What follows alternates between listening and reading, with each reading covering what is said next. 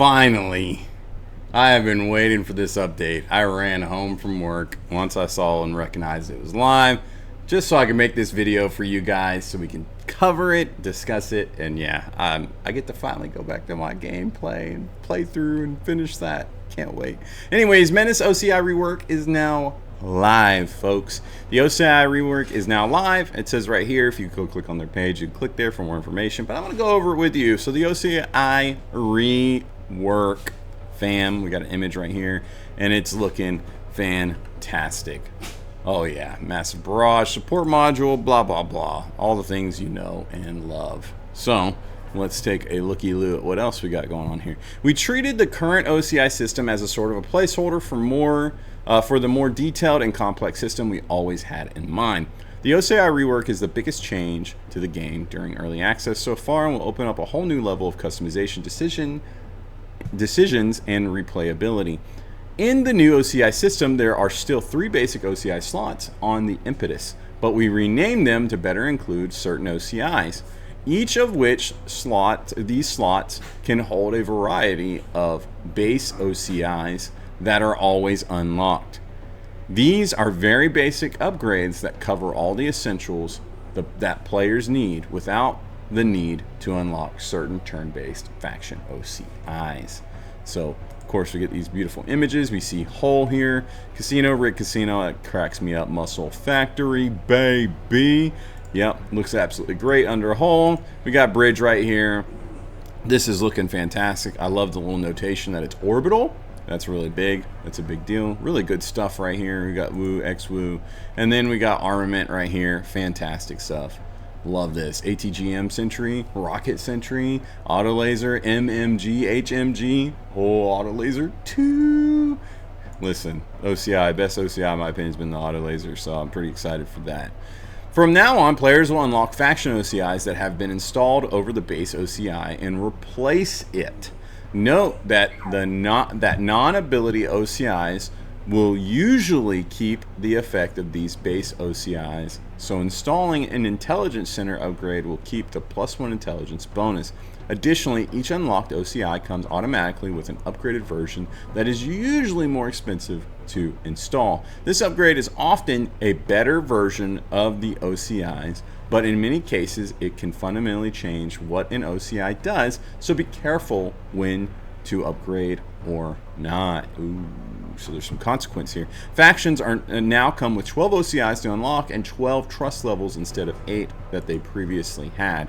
And so we're here, you see right here, like Dice of the Gods is giving us a Smuggler Contact, Wayback Guide, Savage Team, Signal Jammer, and you get choices still when you unlock. Choose the Smoke, Recon Dropship, and Drug Lab. Remember, the dropship's really changing. Air power is totally different than orbital. That's why they're notated differently. I can't wait for it.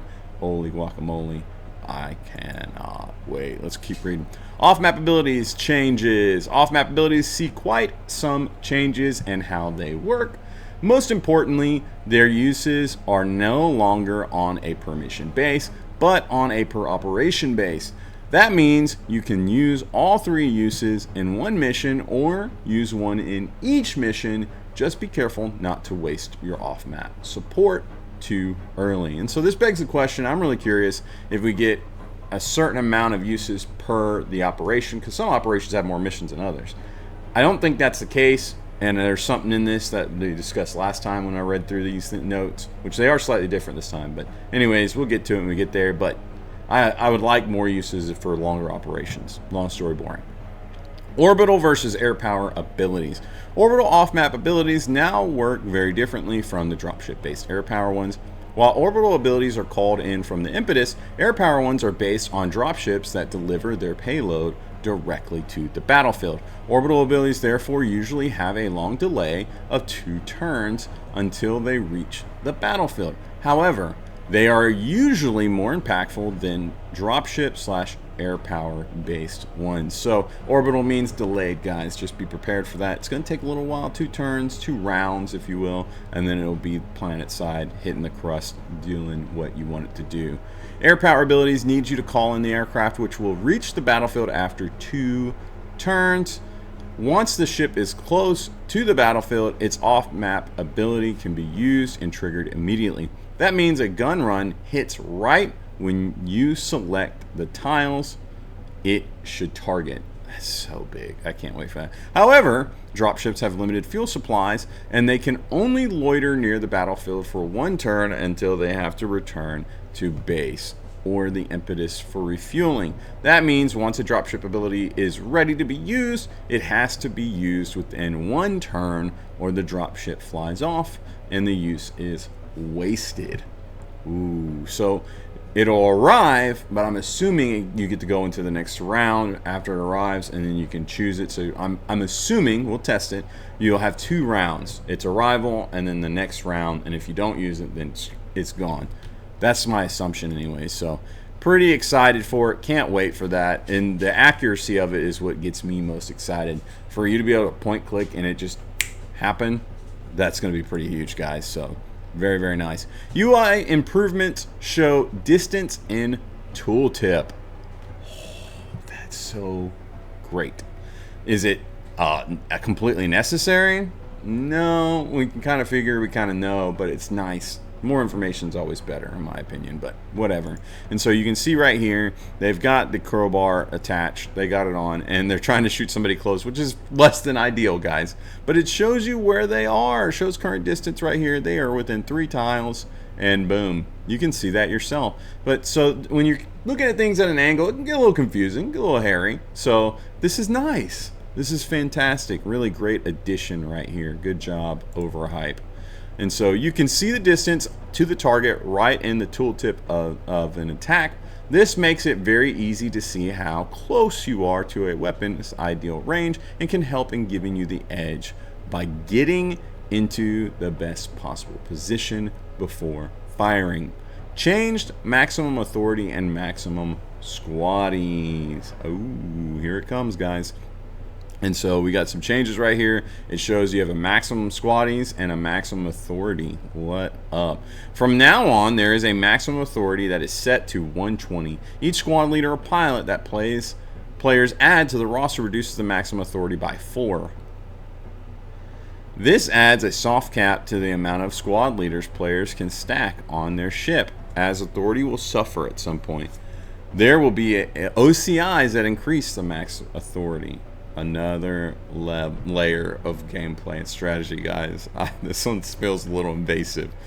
For realism and immersion, and also to add some planning and decisions around squaddies, we added a maximum amount of squaddies to the impetus can hold. Once the limit is reached, no more squaddies will be added to the roster from any source. We want very large squads and lots of squaddies to be an intentional choice of the players that has to be integrated in the player strategy and OCI selection. Oof, brutal. The maximum amount of starts out rather generously and can easily be increased by installing the quarters base OCI. It can also be set through the initial difficulty settings. Fantastic. And this is something that was absolutely needed, especially with our guy Corlane being added in the game. We get new pistol animations. I don't know if you've seen it, but when you're using the pistol, but prior to this update, it did not use a pistol to shoot, and it was pretty entertaining. Not only are you getting the pistol, it's being deployed and used, but you also get it holstered on the hip. That's fantastic. New armory idle animations, fantastic. So you get a little bit different movement out of our guys here. I like it. And the new models for weapons and armor. So the P99A3 is looking fantastic. I'm using that word a lot, sorry. But it's very, very nice. This looks can you guess? Fantastic. And the KSAS DMR gets a new model. That looks great. And then the SAP high intensity setup. Fantastic. And then SAP operator setup. This looks great also. And then SAP rec setup. And that looks awesome. Did it. I used a different word. Changelog version 0.7.8 new. Overhauled OCI. When loading in an existing save, all old OCIs are uninstalled with their cost refunded. Overhauled OCI screen UI. Maximum authority now based on the number of hired leaders. 120 minus 4 per hired leader. Added a squaddies limit, which can be increased by building more quarters. Added a new animation for pistols. Added a new idle animation in the armory. Added 3 new armor models. The SIP V Rec, the SIP V Operator, SIP V High Intensity. Added 3D weapon models for the KSAS DMR and the P99A3. Improvements. And so reworked enemy reinforcements to be more fair and less frustrating. Player vehicles can now move through some civilian units. Oh. Added range graphs to the tooltips containing skill infos, adjusting visuals for the tile tooltips. Added current distance curve to the graph. I like it. Tactical barks are now paused and resumed when switching screens. Certain perks and items now show positive accuracy factors in the target tooltip. Changed ally health bar colors from gray to green. The video codec can be changed now in the player settings, either H.264 or VP8. Improved widescreen support on system map. Improved performance of the armory screen. Bug fixes. Please, please, please, please, please get my bug. Please get my bug.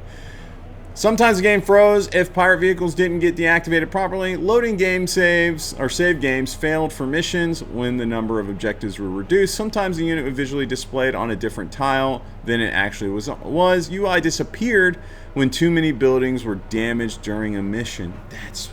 Was that my problem? That might have been my problem. I was just sending it.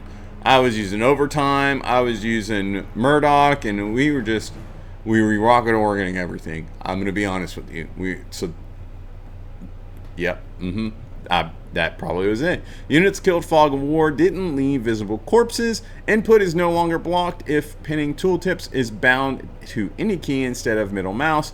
It wasn't possible to rotate the camera with Q and E while pressing right middle bumper. I'm assuming right middle, whatever. Perks.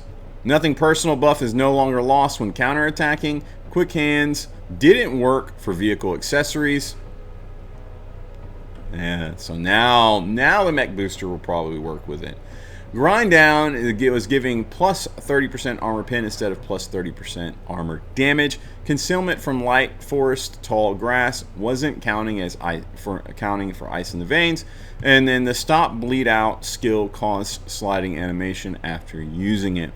Sometimes the run over skill didn't work when performing it diagonally. Drug accessories didn't refresh their duration if they were used while they were still active. And then medium walker no longer comes with a built-in minigun. Mission mine roads. One objective wasn't configured correctly and thus didn't show up. One reinforcement spawn zone was in the wrong place. Various UI fixes, various bark fixes, and then balancing. Reduced the bombardier acid spit armor penetration from 50 to 35. Get out of here, y'all. Bombardiers just got nerfed. I'm about it.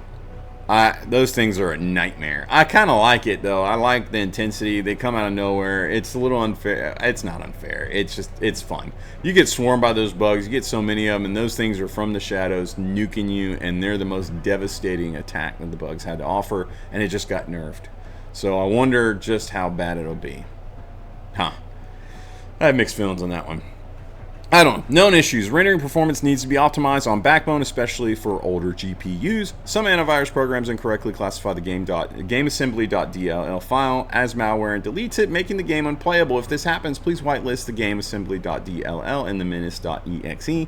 If the game is installed on an HDD drive, loading times are bad and barks are delayed. Display mode full screen sometimes behaves not as expected. After minimizing the game, until this is fixed, please consider using the full screen window instead. Leave a review, get your feedback out there. It matters. It matters.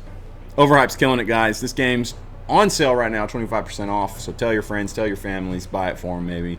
But yeah, this is a crazy good game. Fantastic studio. They are out here killing it, and I love them for it. I've even been playing Battle Brothers. If you haven't seen the playthrough, go check it out. I can't wait to get back in my Menace playthrough and see what we can get going. I gotta get back to work on Wu Wei. I gotta test them some more and get some things working. But yeah, man, tell me what you think. If you think I'm worthy, drop me a like and subscribe. It's the and free way to support what we're doing.